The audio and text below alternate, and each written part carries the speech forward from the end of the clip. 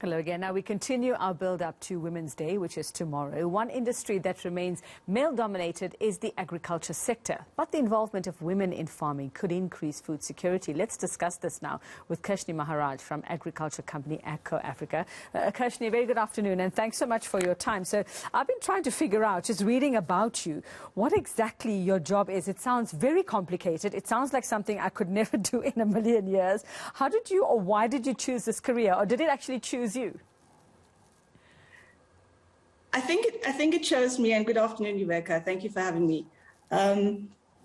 Definitely, I come from a banking background, so I have 23 years of banking or finance background, and I was passionate about entrepreneurship, and I went into learning about entrepreneurs, joining an incubation company for about 5 years.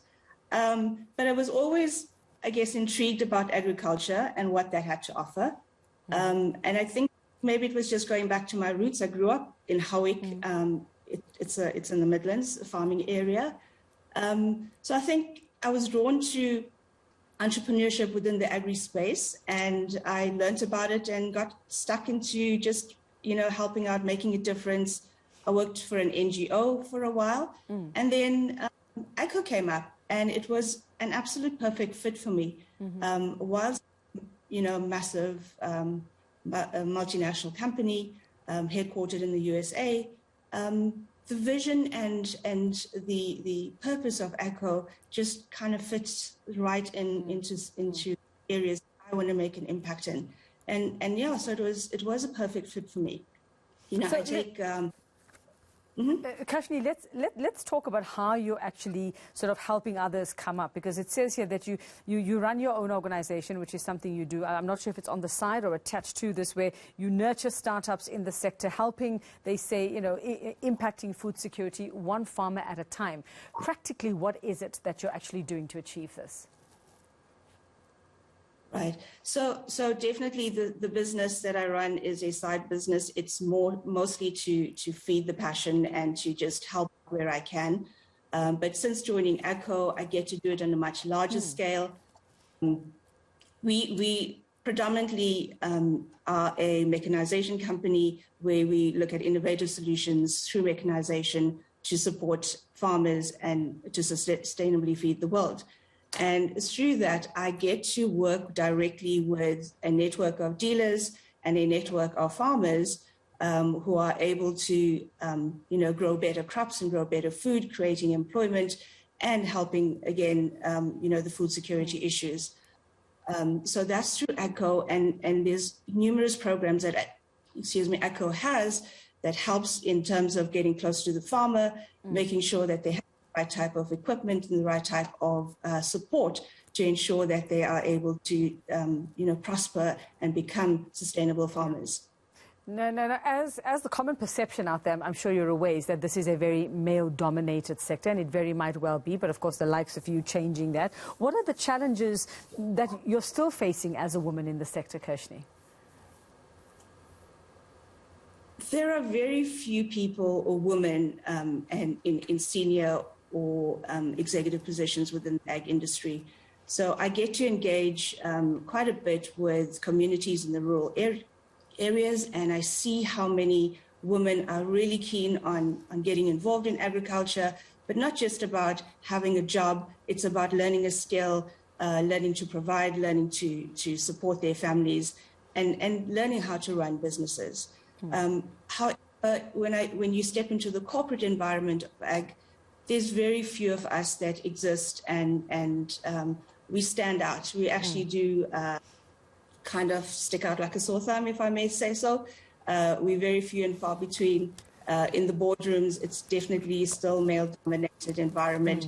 But we take that as an opportunity, and I speak for myself as well. We just lean in.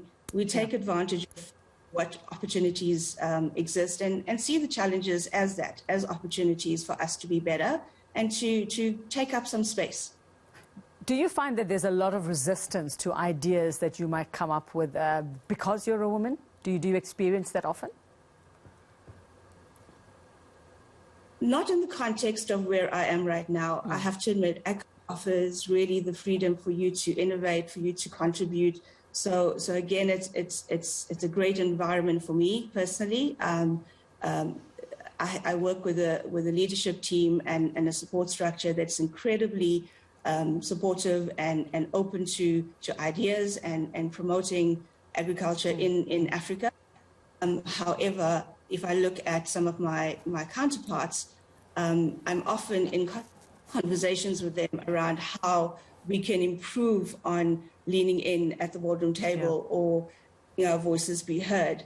It is still a continuous struggle. There's the common issues that have existed for a long time around salaries and males getting preference for certain roles. So I think that's still there. There's not enough transformation that's happened just yet.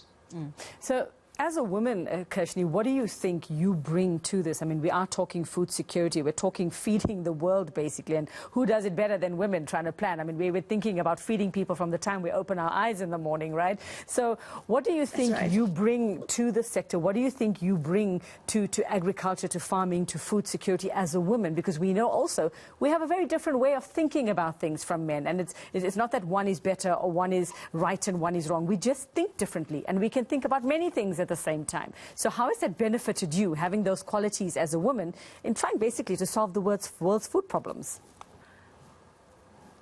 You couldn't be more right in terms of those statements that you've made. We find ourselves quite emotional and nurturing by nature. So I think we sometimes tend to see that as our weakness, but I choose to see that as our strength. That very trait of ours, our personalities, as to the nurturing nature or the caring nature that we have, the kindness that we have.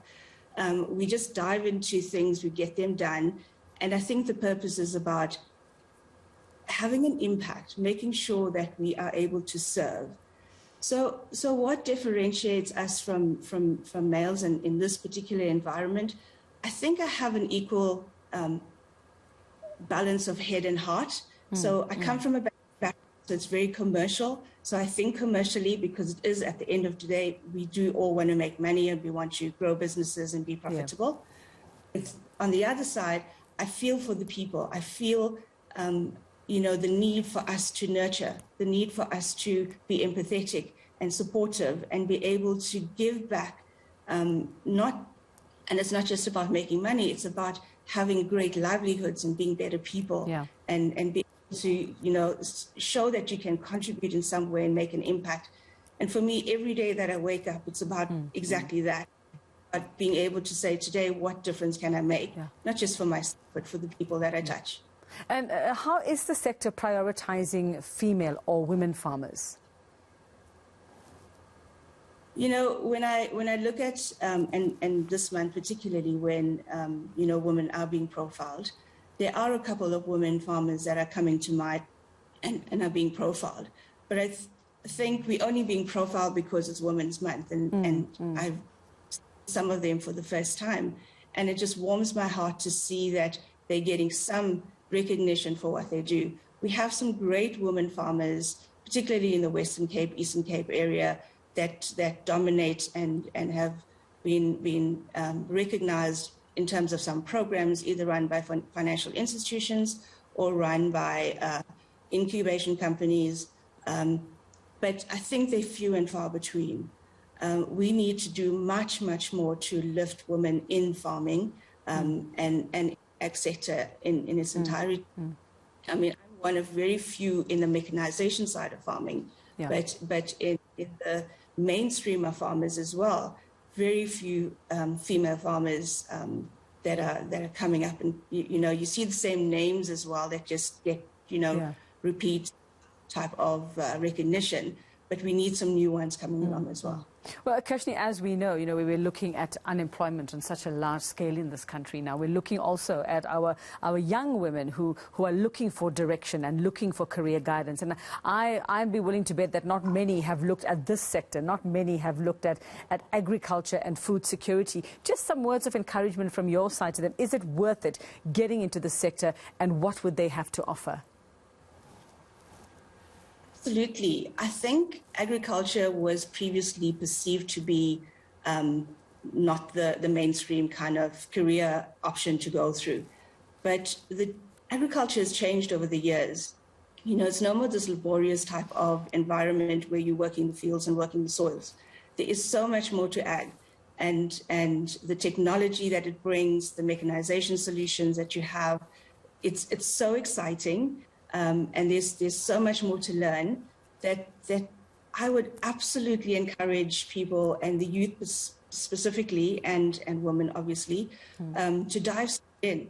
You know, take opportunities, take the opportunities that present to you, and just learn, grow. Don't consider it being just a male-dominated environment.